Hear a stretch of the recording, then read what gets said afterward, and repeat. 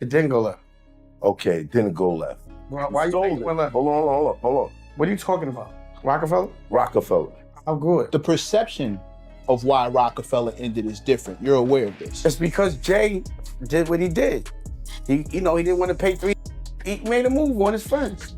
It is what it is, bro. I don't want to talk about that. No. All I'm saying is the perception of why Roc-A-Fella ended is not that Dame Dash wanted to move on and do something different.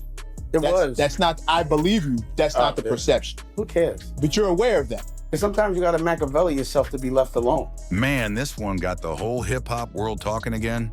Cameron just dropped some heavy truth about one of the biggest fallouts in the music history, the beef between Jay-Z and Dame Dash, the founders of Roc-A-Fella Records. And if you thought you already knew that story, Cam just made it sound way darker than anybody expected. He's been quiet about this for years. But now that he's finally opening up, fans realizing this wasn't just business gone bad. This was betrayal, manipulation, and pride all wrapped up in one. Cameron came into Roc-A-Fella around 2001, right when the label was at its peak. Jay-Z was the face, Dame Dash was the mouth, and together they were unstoppable. Pure power, street influence, and money in motion. Roc-A-Fella had the streets, the suits, and the charts all at once. But according to Cam, that empire didn't collapse overnight. Jay had been planning his exit long before the public even noticed the cracks. Cam said, "That man was moving like chess, not checkers. Every move he made was about separating himself from Dame." Right now, unless Jay feels like being nostalgic or whatever, you're gonna see those hats that you wear. We could go Roc-A-Fella every 5, 6, 7, 8 years, but this is what we pumping. It's what it is. Right now, exactly. So it's never not a problem to feel nostalgic and reminisce. But if you do too much of that reminiscing and just base everything you doing off of what the past was, you just gonna sound like a nigga with a bunch of stories and you old and bitter and so on and so forth. The thing about the nigga Jay, in my opinion, is he's been so great at being not just irrelevant, seen but mysterious. You know what I'm saying? He don't gotta come talk about nothing. You figure it out. Yeah. You want to talk? All right, whatever. I don't care. Go look at the next announcement I make. He claimed Jay started making quiet power moves behind Dame's back, building relationships with Def Jam executives, getting side deals that Dame wasn't part of, and slowly shifting control of the rock empire. Cam said, "It wasn't about money. It was about control." Jay wanted all the power to himself. And that's where things turned cold. Because Dame was Harlem through and through. He was loud, flashy, and proud. The type to walk in a boardroom with street energy and not care who's watching. That worked in the beginning when Roc-A-Fella needed that rawness. But as the brand grew, Jay wanted something cleaner, something more corporate. Cam explained it like this. Jay was looking at the future, trying to be the billionaire mogul he is today, but Dame was still moving like the hustler from 142nd Street. That clash of energy started showing in public. They went from brothers to business partners, and from business partners to rivals. Cam said, "Jay ain't never argue loud, but his silence was dangerous. When he stopped talking to you, that mean he already replaced you." By the time Cameron dropped his album, Come Home With Me, under Roc-A-Fella, things behind the scenes were already getting weird. He said he could feel the tension, Jay acting distant, Dame acting paranoid, and everybody in the middle being forced to pick sides. But nobody wanted to believe that two men who built one of the greatest empires in hip-hop were actually plotting against each other. Still, according to Cam, Jay was already working with Lyra Cohen and other execs at Def Jam to take over Roc-A-Fella from the inside. It wasn't beef at first, it was betrayal, Cam said. Dame ain't see it coming. Jay played that cool card too well. I don't even have to ask Jay. It ain't even like Jay said it to me and was like, nah, niggas is done. Nigga, it ain't never. I just know knowing him. But the reason I put that up, it isn't even about, because like Big's my big bro too. Shout out to Biggs. Yeah, shout out Biggs, definitely. Yeah. Silent OG. Yeah, that's my big bro. So it's like this, for instance, right? And that's what I'm saying, right? I built a few different entities that's doing well. Right now, unless Jay feels like being nostalgic or whatever, you're gonna see those hats that you wear. It ain't, we could go Roc-A-Fella every 5, 6, 7, 8 years, but this is what we pumping it's what right, it is. right now. Exactly. So it's never not a problem to feel nostalgic and reminisce. But if you do too much of that reminiscing and just base everything you doing off of what the past was, you're just gonna sound like a nigga with a bunch of stories and you old and bitter and so on and so forth. For me, it's about still creating and moving forward and making sure that when I do talk about old shit, we're gonna talk about what's now too. That's right. Because it's great to have memories and talk about everything. But imagine if the nigga Ho would just be talking about, yo, remember in 19...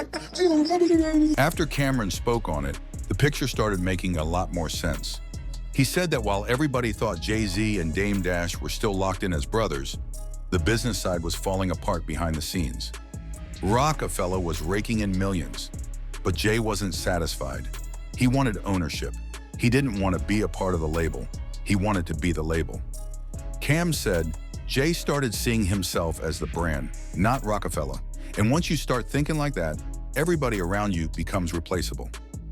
It's crazy because back in those days, the energy between Jay and Dame used to be legendary.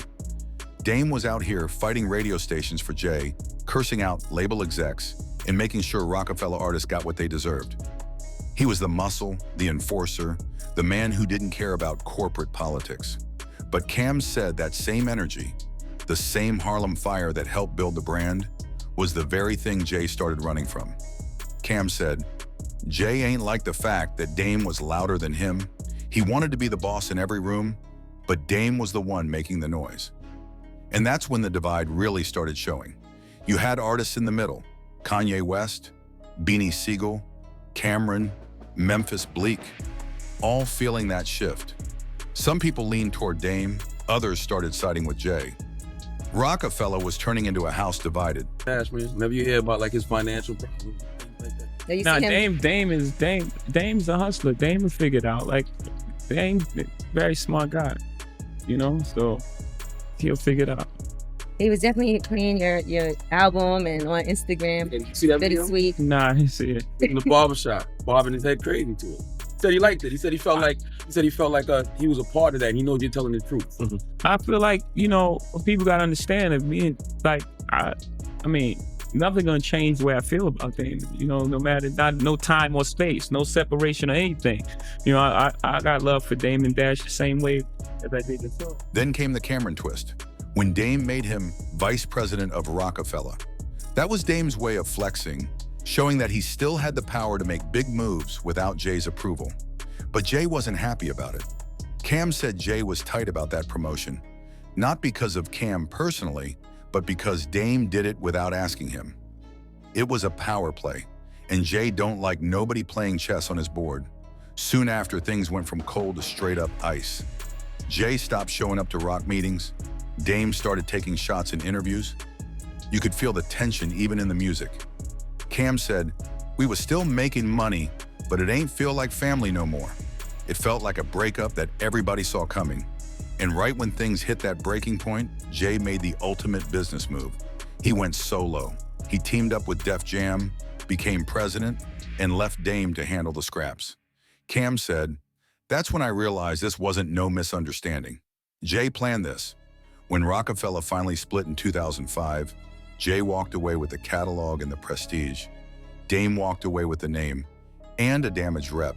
We can talk about that, but this is what I got going on today. I just sold the company for $480 million. That's a you fact. get what I'm saying? That's it's a bat. He's not wearing Roc-A-Fella hats every day. He's not, you know what I'm saying? He's moved on. And to me, that's what it's really about. I love to reminisce and love to have fun, but if that's all we talking about, and I can't do it. Yeah, I can't do it. No, I feel you, bro. It's the same with the Roc-A-Fella shit. I'll be on that. They be like, yo, let's do the Roc-A-Fella shows. And it's like, bro, I can't do that. Yeah. On Roc-A-Fella. Right, Like, exactly. it's just like, what we doing? It Right. don't even make no sense. Right. The book gonna be serious. They've been asking me to write a book forever, but I keep telling them Jay's still active. Yeah, He gotta go away. Yeah. Far away. Because he gonna snipe me if I put all this You know what's crazy? You know what's crazy? It's like, and I know it's two different age guys. My man Sugar Dugger, and I'm not comparing myself to Jay-Z neither. But when I just be like, he's like 35, 36. So when I be home chilling, like, yo, it's over. Nah, it ain't over, nigga. Nah, don't start trying to get over on me, nigga. Cameron didn't sugarcoat a thing when he broke down how Jay-Z iced out Dame Dash. He said the way Jay moved was smooth but cold, like a business assassin. While Dame was yelling and throwing chairs at label execs, Jay was sitting quiet, playing chess behind closed doors. Cam said, "Jay don't argue, he replaces you." And that's exactly what he did. He went behind Dame's back, cut private deals with Def Jam, and set himself up to become the president of the label that Roc-A-Fella was signed under. Once he had that title, the game was over. According to Cam, that move flipped everything upside down. Suddenly, Jay wasn't just an artist anymore. He was the boss of the people who used to be his equals. He now had corporate power, and he used it to push Dame out completely. The same man who helped him rise from the streets of Brooklyn to hip-hop royalty was now treated like an employee. Cam said, Dame didn't even know the deal was done till it was too late. Jay had already made his exit plan. That's when fans started seeing the public side of the breakup, the interviews, the bitterness, the accusations. Dame went on radio talking about betrayal, about how he made Jay a millionaire and got nothing but disrespect in return. Meanwhile, Jay kept his silence, never addressing Dame directly, just moving like nothing happened. Cam said that silence was the most disrespectful part. Jay knew if he responded, he'd make Dame look important. So he just acted like Dame didn't exist. In the beginning, it's about you and your circle, right? You take your circle, you got the people that grind with you every day and share your dreams and slept on the floor with you, and you know, and then you make it out. And then you look and you're like, okay, what else? Right? What else? Like, how else can I be of service? Mm-hmm. You achieve these goals that you thought were, you know, unattainable in the beginning, and you achieve them. And then you look around and you say, okay, how can we duplicate this? The reason we created Roc Nation was to be able to say, okay, this is all the information we gathered. Here it is, Rihanna. Here it is, Kanye. You know, whomever, right? Like, and just like here's the information. So if we achieve those goals at 36, you do it at 26. But the streets never forgot what Dame did for Jay. They remembered how he put his own money up to fund Reasonable Doubt, how he fought to keep Jay's masters, how he built the Roc name from scratch. That's why Cam said this whole situation wasn't just business. It was betrayal at the deepest level. He said, "You can't call it business when you break a man that helped feed you." Even years later, you can see how divided fans still are. Some say Jay was just being smart, playing the long game, protecting his brand. Others say he did Dame dirty, using him for the climb, then cutting him off when he didn't fit the image anymore. Either way, Cam said it plain, Jay got everything he wanted, but he lost all the real ones in the process. No. I understand where you're coming from, but I ain't gonna hold you. It was a great offer. Like, I'm looking after bread. Yeah, no, I hope that man, bro, I've been trying to get, he ain't gonna do no book. He ain't gonna even let me do the movie. You kidding me? The thing about the nigga Jay, in my opinion, is he's been so great at being not just irrelevant, seen but mysterious. Mm-hmm. You know what I'm saying? You don't gotta come talk about nothing. You figure it out. Yeah. You wanna talk shit? All right, whatever, I don't care. Go look at the next announcement that I make. So it's always a mystique and a mysteriousness behind him, but it ain't like you don't see him. No, that's fact. He ain't outspoken like that. Right. Like, that's another thing. Like, I ain't gonna front Cam. Nigga fuck with you, you be on their ass. Like, this thing, you had little drama, this nigga making 100 rap songs about you, man. It's like, damn. Yo, bro, like, I swear to God, I don't be wanting no problems with nobody, but what I will say is, just leave me alone. Please, yeah, just leave me alone. Yo, word, the homie made a bunch of rap songs, nigga sent it to me. I'm like, oh man, this is different. Nigga. Now, years later, Cameron looks back at it with perspective, and his words hit heavy. He said the Roc-A-Fella breakup was more than a business deal gone wrong. It was the end of an era where loyalty used to mean something. He said, that rock chain wasn't just jewelry, it was brotherhood. But Jay ain't want brothers, he wanted employees. And once that loyalty turned into leverage, everything changed. Cam said the real pain behind the beef wasn't money. It was the way the story got rewritten. Jay became the hero, the billionaire mogul, the guy who outsmarted the industry. Dame became the loud, bitter ex-partner, the villain in his own story. Cam said, they made Dame look crazy, but he was the only one who told the truth.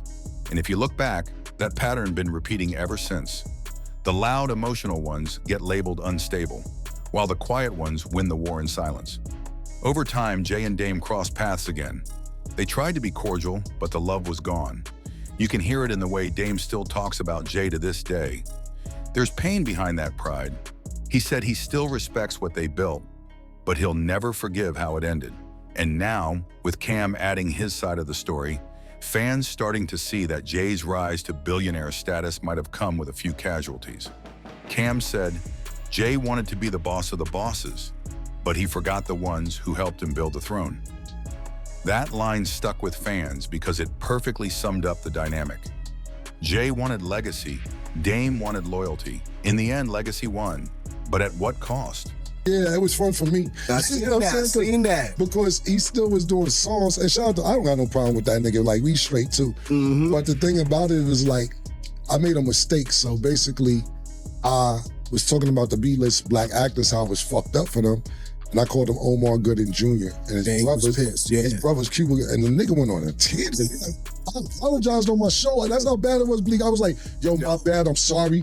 I didn't mean to do it. Did another song. I went under his comments. I said, bro, I don't want no smoke. Did another song. I'm like, yo, bro, I'm trying to be somebody different, bro. Word up, you know what I'm the saying? rap shit is crazy, man. And niggas gotta start, like, I feel like we at the age now, we was talking off camera where that rap facade, that shit gotta come. It gotta come on, bro. Bro, when niggas be talking tough and screaming all that, it's two things. I'll be like, you pump faking, and then or if you're not pump faking, I feel sorry for you. I know niggas can't be mad. You be like B-list actors, B-list rappers. Bro, I seen the list where they had the 50 worst rappers. And I was on there. I was dying like, damn, niggas chewed me. They put me on the list. Like, damn. But then I just dropped the project, right? And they dropped the new whack 50 list. So, and I ain't on it. So I said, did I get myself off the list? Off the list, right, exactly. Now, years later, the Roc-A-Fella split still stands as one of the coldest business breakups in hip-hop history. Cam said that the lessons he learned from watching it go down changed him forever. He said, I learned that in this game, friendship don't last long when money get involved. Everybody love you when you're on top, but the moment you outshine the next man, the same people you helped will plot against you. So yeah, fans might be stunned, but Cameron's not lying. Behind all the glitz and success, the Roc-A-Fella story is really about how power killed brotherhood. Jay and Dame built a dynasty, but greed tore it apart. And now, decades later, we're still talking about the fallout. Because no matter how high Jay climbs, that rock split will always be a reminder that not all kings stay loyal to the kingdom that crowned them.